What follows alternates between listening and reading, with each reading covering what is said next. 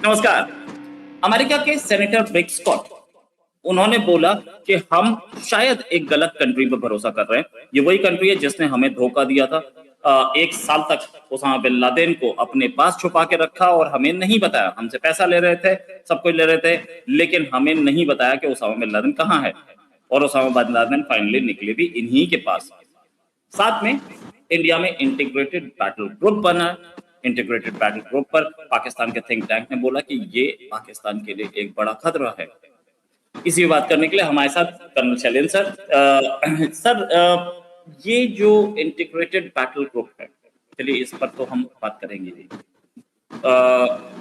पाकिस्तान डरा हुआ है इससे कि इंटीग्रेटेड बैटल ग्रुप बन गया, क्योंकि इंटीग्रेटेड बैटल ग्रुप जो है बड़ी स्पीड से काम करेगा और मतलब ब्लिट्जक्रीग टेक्निक्स अपनाएगा, बहुत ज्यादा एडवांस ट्रेनिंग दे रखी है, कुछ ऐसा।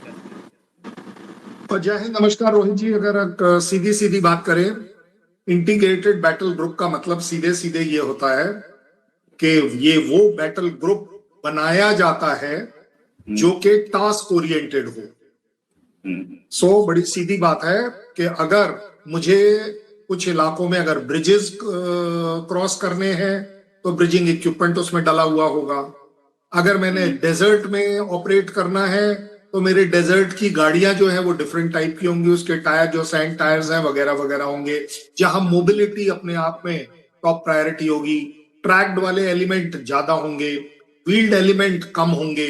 और जब हम ये बात करते हैं तो वो ना केवल टैंक की बात करते हैं, उसके साथ मैकेनाइज्ड इन्फेंट्री की बात करते हैं, उसके साथ में एयर डिफेंस जो मूव करती है उसकी बात करते हैं, जो आर्टिलरी मूव करती है वो भी उसके साथ इन्वॉल्व होती है, और साथ ही साथ उसके जो लॉजिस्टिक एलिमेंट्स हैं उनको भी एक मैचिंग मोबिलिटी दी जाती है। सीधी बात है, अगर एक मोटे तौर पर मुझे समझाना हो कि मुझे मालूम है मेरा एक आईबीजी जो बैटल ग्रुप है वो लेटेस्ट से इस्लामाबाद जाना है, तो हमें ये क्लैरिटी से पता है कि यहां से लेकर इस्लामाबाद के बीच में हमारे साथ क्या क्या आ सकता है, क्या ऑब्स्टिकल आ सकते हैं, क्या एयर आ सकती है, क्या ग्राउंड फोर्सेस आ सकती हैं।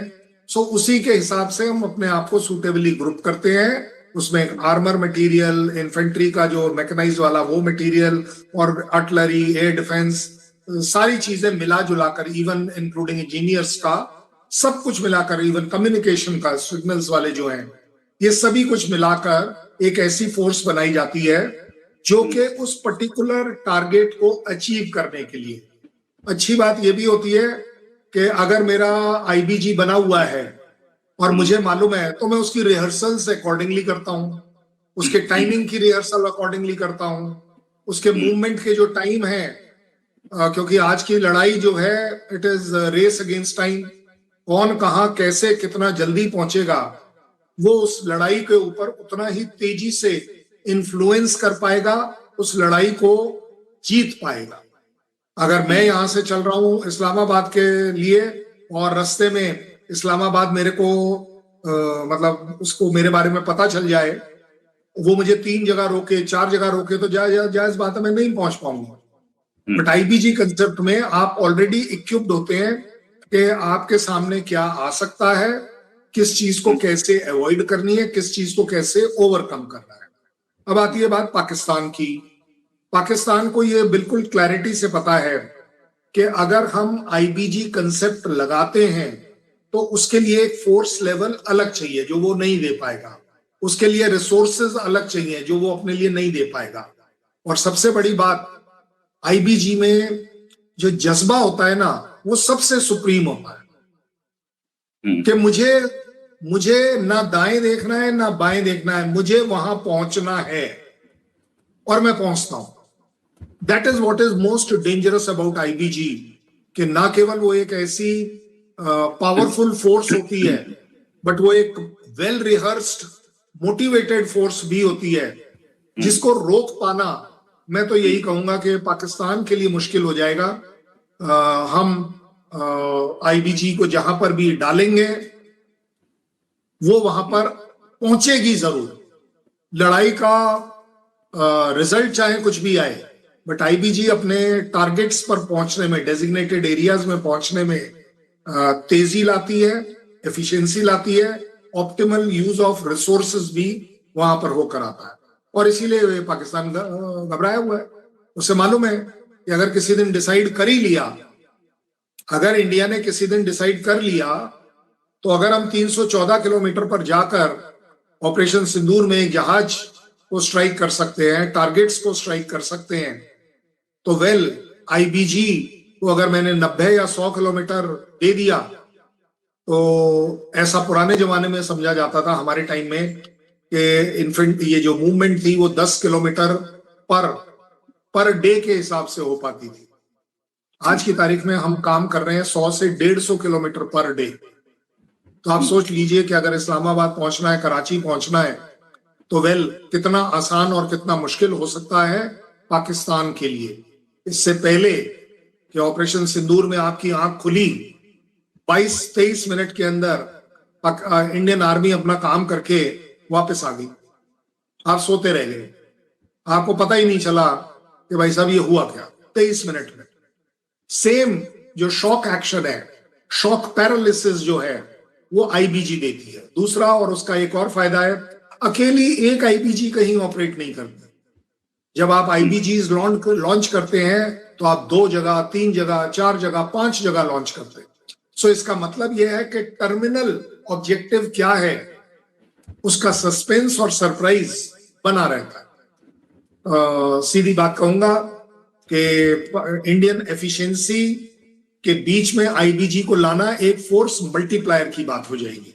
और इस फोर्स मल्टीप्लायर को कहीं पर भी अगर आप अप्लाई करेंगे तो दुश्मन देश को घबराहट होना कोई बड़ी बात नहीं है। अगर वो नहीं होता है ना, घबराहट नहीं होती है, तो आप ये समझ लीजिएगा कि वो नाकारा आर्मी होगी। राइट। हाँ सर, एक चीज और, ये इंटीग्रेटेड बैटल ग्रुप के लिए जो इस थिंक टैंक ने बोला है वो ये है कि any attempt by India to employ the speed and limited military offensive for coercion purpose would continue to face what is described as Pakistan credible conventional and nuclear deterrence। मतलब वो अब धमकी दे रहे हैं कि हमारी क्रेडिबल डिटरेंस है, nuclear और कन्वेंशनल। हम आईबीजी इस काम के लिए तो नहीं है। आईबीजी क्या करेगी, लैंड पे फास्ट मूवमेंट करेगी, अंदर करेगी। या सर देखिए, पाकिस्तान अगर 2 चीजों की बात करता है, क्रेडिबल डिटरेंस की बात करता है, तो वो क्रेडिबल डिटरेंस का मतलब क्या है? तो सीधी सीधी बात है कि वो न्यूक्लियर बात कर रहा है, वो फर्स्ट स्ट्राइक की बात कर रहा है। मुझे नहीं लगता पाकिस्तान, वैसे एक्चुअली देखा जाए ना, मुझे लगता भी है, मुझे लगता है कि पाकिस्तान ये बेवकूफी कर सकता है कि वो अपनी ही जमीन पर आईबीजी को रोकने के लिए न्यूक्लियर इस्तेमाल कर ले। पता है वो ऐसा क्यों करेगा? उसमें समझदारी वो क्या दिखा रहा है? वो समझदारी ये दिखाएगा कि वर्ल्ड को बोलने के लिए हो जाएगा कि जी हमने इंडिया पर थोड़ी ना किया है इस्तेमाल न्यूक्लियर, हमने तो अपनी जमीन पर किया है, जो एक तरह की जस्टिफिकेशन हो जाती है। बट चलिए इस बात को भी इवैल्यूएट करके देख लेते हैं।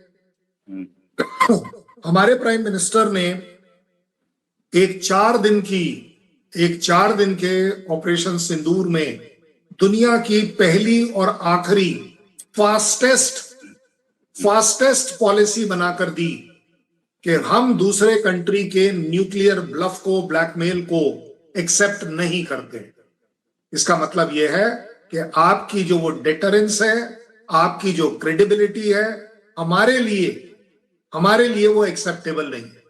आप इस्तेमाल करना चाहें आप कर लीजिए, आपकी मर्जी है, क्योंकि इसमें फायदा घाटा यह है कि आप पहला इस्तेमाल तो कर लेंगे, वो जो सेकंड इस्तेमाल करने का मेरा हक है वो किस लेवल का होगा, फिर उसके ऊपर कोई लिमिट नहीं है। राइट। सो अगर मैं कहता हूं एक आईबीजी के ऊपर, वर्स्ट केस सिनेरियो, अगर आपने एक आईबीजी के ऊपर इस्तेमाल कर लिया, एक टैक्टिकल न्यूक्लियर वेपन, तो दैट मींस न्यूक्लियर वेपन का जो दरवाजा है वो खुल जाएगा। अब इंडिया की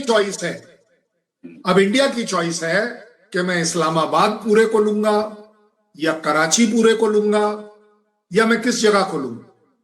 ये एक अलग बात है कि मेरा कैरेक्टर नहीं कहता कि मैं आवाम के ऊपर न्यूक्लियर इस्तेमाल करूंगा, हम्म, बट अपने आप में मेरी चॉइस होगी उसके बाद, और पूरी दुनिया हमें रोक नहीं पाएगा इस बात से, क्योंकि जब आप सेकंड स्ट्राइक करते हैं that means nuclear threshold cross हो चुका है। न्यूक्लियर एक बार अगर किसी ने इस्तेमाल कर लिया तो दूसरे न्यूक्लियर कंट्री को पूरा पूरा ऑटोमेटिकली हक बन जाता है कि किस स्केल पर और कहां पर वो इस्तेमाल करेगा, वो फिर हमारा राइट है। So well it is up to Pakistan कि अगर वो अपने टेरिटरी में मेरे आईबीजी के ऊपर अगर इस तरह का न्यूक्लियर इस्तेमाल करना चाहते हैं तो मुझे एक बहुत ज्यादा सेंसिबिलिटी उसमें नजर नहीं आती, सिवाय इसके कि यस, कि दुनिया में वो ये जरूर बोल पाएंगे कि जी हमने अपनी जमीन पर किया है, इंडिया के ऊपर नहीं किया। दैट मीन्स खौफ तो ऑलरेडी आ ही गया भाई। आप इस्तेमाल, देखिए ऐसा है कि न्यूक्लियर ऑप्शन, पाकिस्तान अकेला एक कंट्री है जो बार बार रोजाना इस बात को बोल सकता है। मैं तो कह रहा हूं एक्चुअली न्यूक्लियर बॉम्ब जो है वो बुरा मानते होंगे कि यार हमारी इज्जत ही नहीं छोड़ी इन्होंने। कभी बोल देते हैं 50 ग्राम के, कभी बोलते हैं पहिया पहिया के, कभी बोल देते हैं नदी में अगर पानी नहीं आया तो न्यूक्लियर कर देंगे, हर चीज में न्यूक्लियर कर देंगे।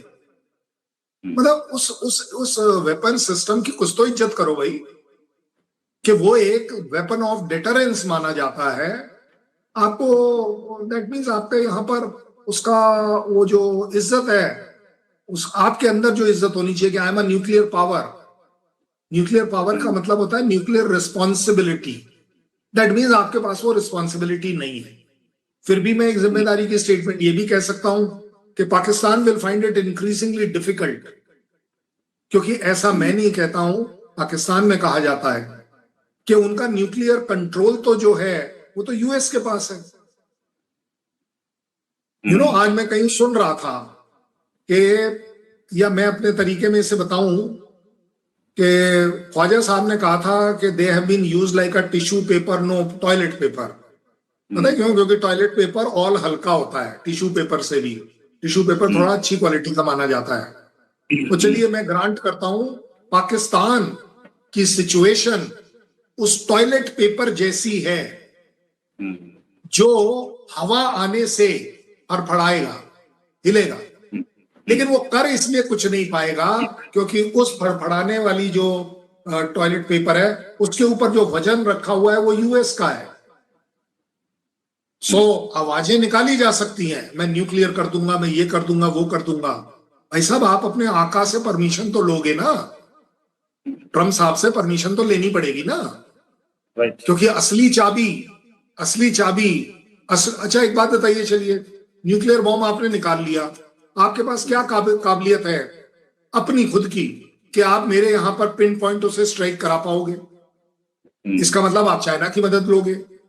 बड़ी सीधी बात कर रहा हूं, क्योंकि China satellite are the only one. अभी वो अपनी कोशिश कर रहे हैं कि 15-16 सैटेलाइट रखें वो स्पेस में, सो दैट वो मॉनिटरिंग कर पाए, जीपीएस कर पाए, पता नहीं क्या क्या कर पाए, बट वो करते करते भी टाइम लगता है। ये रोजाना मतलब आंख झपकते ही तो हो नहीं पाएगी, पलक झपकते तो काम होगा नहीं। क्योंकि अगर आप देखें टर्की ने उनको ड्रोन दिए, इनसे ड्रोन उड़ाने नहीं आए तो टर्की वालों को अपने बंदे भेजने पड़े। ये तो अब ऑफिशियली टर्की ने भी मान लिया कि हाँ जी हमारे बंदे गए थे। जहां तक चाइना का बात है, चाइना के 200 लोग उनके सिस्टम्स को ऑपरेट कर रहे थे। चाइनीज सिस्टम कितना इफेक्टिवली पाकिस्तान चला सकता है उसकी बात हो रही है। PL-15E जो चाइना की प्राइड मानी जाती थी एक्सपोर्ट क्वालिटी में, प्राइड, भाई साहब रास्ते में हिसार के पास गिर गई, अपने आप ही गिर गई, मैंने तो गिराया भी नहीं, पता नहीं क्या हुआ उसके अंदर। तो पाकिस्तान के लिए इवन न्यूक्लियर ऑप्शन इतना आसान ऑप्शन नहीं होगा, और अगर होगा, चलिए थ्योरेटिकली कोई मेरे से पूछ भी ले, तो जनाब आज मैं फिर रिपीट कर रहा हूं, निकालिए उस किराना स्टोर से उस बम को, निकाल कर उस F-16 तक बाय रोड लेकर जाइए जहां F-16 खड़ा है शाहबाज एयरफील्ड पर। उस शाहबाज एयरफील्ड में उस F-16 में इस मिसाइल को लगाइए, उसके बाद उसको निकाल कर उस जहाज को उड़ाइए, वो 300, 400 किलोमीटर, 500 किलोमीटर वो बॉर्डर तक आएगा। बॉर्डर या तो पार कर कर मेरे साइड आएगा या अपने साइड से ही उसको छोड़ेगा। इन सब चीजों को आपको क्या लग रहा है मैं मॉनिटर नहीं कर रहा हूं? जिस दिन जिस समय ये IAEA की स्टेटमेंट है कि जो भी कंट्री अपने न्यूक्लियर बॉम्ब को जब जमीन के नीचे से ऊपर लाती है तो वो आइडेंटिफाइएबल है बाय दी सैटेलाइट, वो एक सिग्नेचर अलग है। सो आप क्या कहना चाहते हैं मिस्टर पाकिस्तान कि आप निकालेंगे, लगाएंगे, फिट करेंगे, जहाज उड़ाएंगे और मैं वेट करूंगा आपका कि चलो जी आपका जहाज आएगा मेरी IBG के ऊपर या मेरी IB क्रॉस करके मेरे तरफ आके मुझ पर स्ट्राइक करेगा। देन मैं ये अगर मेरा अपना आकलन है कि ये तो पाकिस्तान को डिसाइड करना है, एक डमी तौर पर निकाल के तो देखिए एक बार। हजूर निकालिए आप भी एक बार अपना न्यूक्लियर, देखें तो सही, देख तो लें कि कितना न्यूक्लियर हो आप, क्योंकि मेरे प्राइम मिनिस्टर ने अभी बिल्कुल ओपनली कह दिया है कि आपका न्यूक्लियर ब्लफ मेरे लिए काम नहीं करेगा। न्यूक्लियर आपको मुबारक। दिखा दिया। अगर वो इमरान खान की शादी के लिए नहीं होते तो वो ऑपरेशन सिंदूर में यूज हो जाते हैं, इसमें कोई शक नहीं। जब ये बार बार पाकिस्तानी पैनलिस्ट बोलते हैं कि हमने ये न्यूक्लियर बॉम्ब इमरान खान की शादी के लिए नहीं बनाए, तो इमरान खान की शादी तो हो ली ना, चाह रही है उसमें यूज कर लेते, नहीं हुई तो फिर आप सिंदूर में यूज करते, उधर भी नहीं हुआ, करगिल में कर ही सकते थे, उधर भी नहीं हुआ। चलो कोई बात नहीं, अगर आपने इमरान खान की शादी के लिए नहीं रखे हैं तो मुनीर की शादी में लगवा लो। भाई मुनीर साहब की जो फैमिली है वो भी तो पाकिस्तान में तो नहीं रह रही है, तो कहीं बाहर रह रही है, तो जरूरतें तो उनकी भी होती होंगी, तो जनाब उसमें इस्तेमाल कर लीजिए। मैं कह रहा हूं शहबाज शरीफ के लिए इस्तेमाल कर लीजिए। शहबाज के लिए ये लोग इस्तेमाल इसलिए नहीं करेंगे कि पाकिस्तान में प्राइम मिनिस्टर की कोई इज्जत नहीं होती है, क्योंकि वो सिलेक्टेड नहीं होता है, वो अपॉइंटेड होता है, तो अपॉइंटमेंट्स का क्या करेगा कोई। सो ठीक है, मैं फिर भी एक जिम्मेदारी लूंगा इस बात को बोलते समय। आप निकालिए और देखिए कि क्या आप उसको जहाज तक ले जाकर उसे लगा पाएंगे या नहीं। आजकल सैटेलाइट इमेजरी सर्वेलेंस सिस्टम इतने एक्यूरेट हैं कि जनाब आपने निकाला और मेरा जहाज उड़ पड़ा, आपने उसे फिट किया तब तक मेरे जहाज ने उसको स्ट्राइक किया।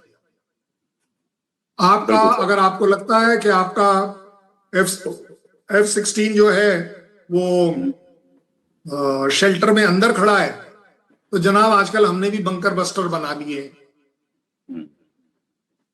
तो अब आप देख लीजिए कि आपने अपने कौन कौन से न्यूक्लियर बॉम्ब निकालने हैं या आपने कौन कौन से F-16 निकालिए, इस बात पर भी बात हो ही जाएगा।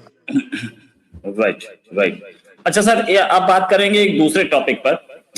ये एक सेनेटर हैं अमेरिका के जिन्होंने रिक स्कॉट नाम है, इन्होंने बोला कि हमें ये पता होना चाहिए कि हम किस कंट्री के पे विश्वास कर रहे हैं।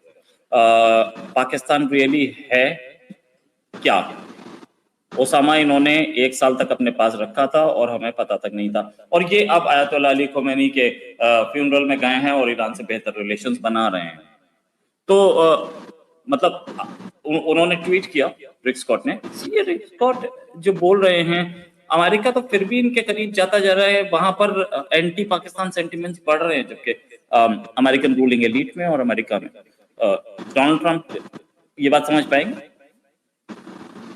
नहीं, देखिए प्रॉब्लम पता क्या है, रिक स्कॉट बोल देते हैं क्योंकि वो सेनेटर हैं, इसलिए वो सच बोल रहे हैं।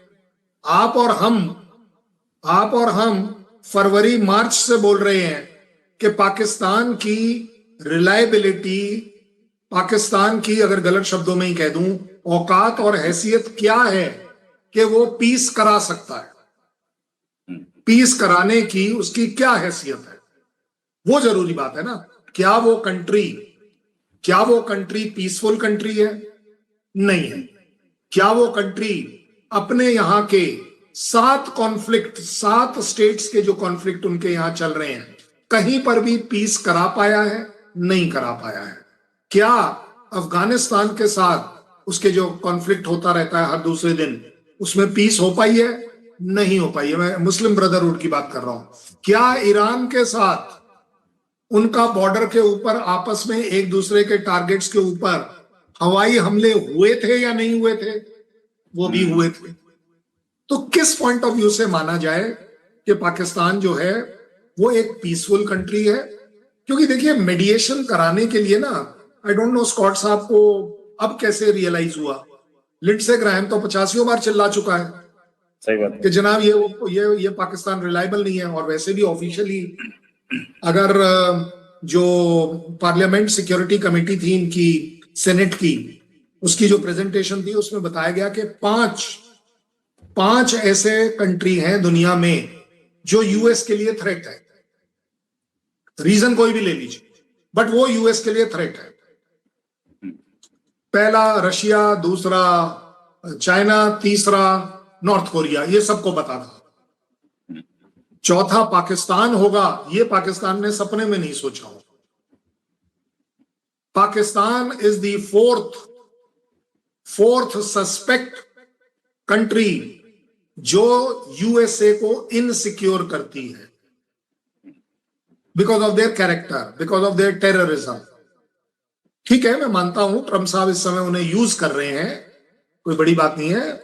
यूज एंड थ्रो उसकी पॉलिसी रही है। ख्वाजा साहब तो बोल भी चुके हैं कि we have been used like a toilet paper. तो फिर बचा ही क्या है भाई? अब टॉयलेट से और नीचे कहां गिरोगे? मतलब गटर में तो हो ही आप। ये उनका कहना है, मेरा कहना नहीं है, ये आपका कहना नहीं है, ये उनका कहना है कि जनाब हम तो टॉयलेट पेपर हैं, हम तो गंदगी साफ कर रहे हैं। बट उससे भी ज्यादा उन्होंने बोला कि पैसे के लिए हम कुछ भी करेंगे।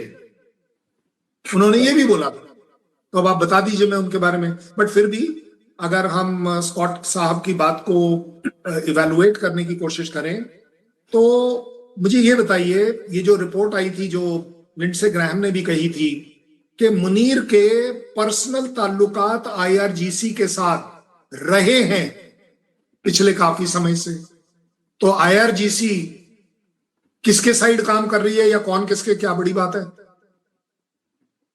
ईरान ने भी बोला, आपके सामने दे रहा हूं, ईरान ने बोला कि जो हमारी डिमांड्स हमने लिख कर दी थी, जब उसका इंग्लिश ट्रांसलेशन पाकिस्तान ने यूएस को दिया तो वो मैनिपुलेटेड दिया। अब आप देख लीजिए, घर का ना घाट का, वो वाली बात आ रही है। और इसीलिए आप देखते हैं कि पहले मीटिंग में ही ये डिसाइड हो गया कि पहली मीटिंग ट्रंप साहब ने डिक्लेयर करी कि we will have this meeting at Islamabad. As far as Shehbaz का ट्वीट तो आप आज भी पढ़ लीजिए। उनका कहना था कि we are only passing messages. One, we would be glad to host if both the parties want to do it. Offer तो कोई भी कर सकता है, बट हैसियत और इसीलिए हम देखते हैं कि वहां जाकर जो दोनों कंट्रीज ने देखा कि हमने गलत टाइम वेस्ट किया है। खान साहब बेचारे 13 घंटे चलकर आए थे डायरेक्ट फ्लाइट पकड़कर। तो ऑब्वियस बात है कि कहीं ना कहीं दोनों साइड ने रियलाइज किया कि पाकिस्तान रिलायबल नहीं है। दूसरी बात, पाकिस्तान पीसफुल कैरेक्टर का नहीं है। तीसरी बात, पाकिस्तान की दुनिया में वो से है ही नहीं, सिवाय एक जगह जहां उनकी से सबसे ज्यादा है। जो सबसे ज्यादा से है वो सिर्फ टेररिज्म में है, क्योंकि वो यूएन के मैक्सिमम डेजिग्नेटेड टेररिस्ट उन्हीं के पास पाए जाते हैं। यूएस का तो फर्स्ट हैंड एक्सपीरियंस है, उसामा बिन लादेन भी उनके यहाँ पाया जाता है। और वो भी कहाँ पाया जाता है कि उनकी मिलिट्री एकेडमी से 10 किलोमीटर दूर। आप सोच लीजिए कि मतलब टोटल संरक्षण जो है क्या उनकी आर्मी का था या नहीं था। सो आई पर्सनली फील कि चेस्ट थंपिंग करना कोई बुराई नहीं है, कर लेना चाहिए। पाकिस्तान की तो आदत है करने की। कि कल तक वो बोलते थे कि जी यूएस ने, माय बाप आपने हमें बचाया, हम आपको नोबेल पीस प्राइज देना चाहते हैं। ठीक है ना, उन्होंने ऐसे किया। आजकल उनके पैनलिस्ट क्या बोलते हैं हमारे टीवी चैनल पर बैठकर कि भाई हमने आपको इतना ठोका कि आपने यूएस को जाकर रिक्वेस्ट करी कि आप सीज फायर करा। इमेजिन, मतलब वो- वहां इस बात की भी कंसिस्टेंसी नहीं। सो आई डोंट ईशान थिंक का- पाकिस्तान किसी भी हालत में बोल जरूर सकता है, बट वो स्टैंडिंग उसकी आ ही नहीं सकती। ईशान प्यार की खुद की स्पीच है पार्लियामेंट के अंदर कि मैंने 24 घंटे में 63 फोन किए थे इसको वो करने के लिए, और इंक्लूडिंग अमेरिका। तो ये पाकिस्तानी जर्नलिस्ट तो क्या ठीक है, वो पाकिस्तानी जर्नलिस्ट जो है बेसिकली ISI से जो पैम्फलेट आता उसे पढ़ के आते, वो अखबार पढ़ने का कोई उनको शौक नहीं होता, और उसी को बोलते, इसलिए वो जो बोले बोले सही। वैसे thanks a lot sir for joining. ये जो आगे आने वाले टाइम है इसमें IBG क्या करेगी, और क्या अमेरिका छिटकेगा पाकिस्तान से, इस पर भी हम किसी दिन बात करेंगे सर। अभी के लिए नमस्कार, धन्यवाद, जय हिंद सर। नमस्कार, बहुत बहुत धन्यवाद।